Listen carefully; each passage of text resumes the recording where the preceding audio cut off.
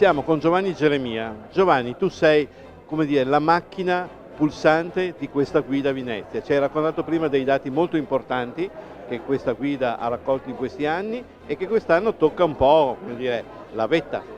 Sì, allora io ho la fortuna di coordinare il lavoro di un bel gruppo di persone, un gruppo di persone che sono 8 anni che guido e gestisco per portare a casa il risultato finale che è Venezia e la guida vini del Veneto.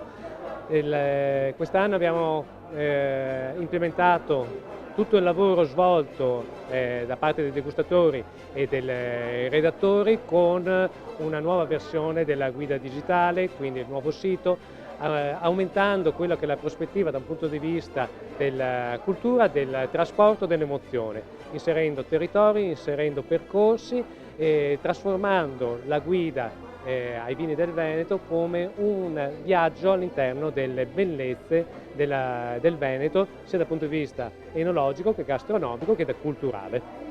Sì, è molto bella questa, come dire, trasformazione, direi evoluzione della guida che non è più solo uno strumento per addetti ai lavori, ma uno strumento per il turista, per queste esperienze, come diceva l'assessore Caner.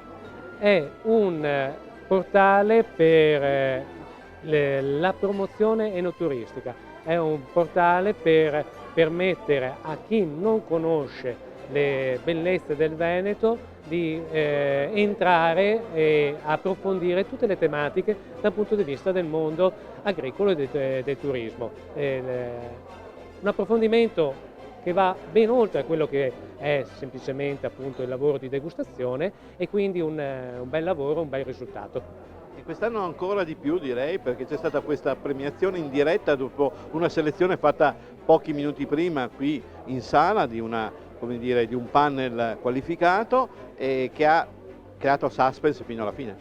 Come dicevi tu, pochi punti, poche differenze. Pochi punti, poche differenze, centesimi su una gara di 100 metri, è stato molto gratificante vedere come i vini portati in finale, i 21 vini portati in finale, se la sono giocata fino all'ultimo punto. È stato bello vedere l'emozione da parte dei produttori a ricevere comunque un premio per essere arrivati a finale. Sono i 3 migliori vini del Veneto per categoria, dopo abbiamo messo in fila un primo, un secondo, un terzo, ma comunque parliamo di eccellenze dal punto di vista enologico. Bene, ringraziamo Giovanni Geremia e naturalmente a noi non resta altro che degustare questi stupendi vini in questa sala di degustazione altrettanto stupenda. Ciao Giovanni. Grazie mille.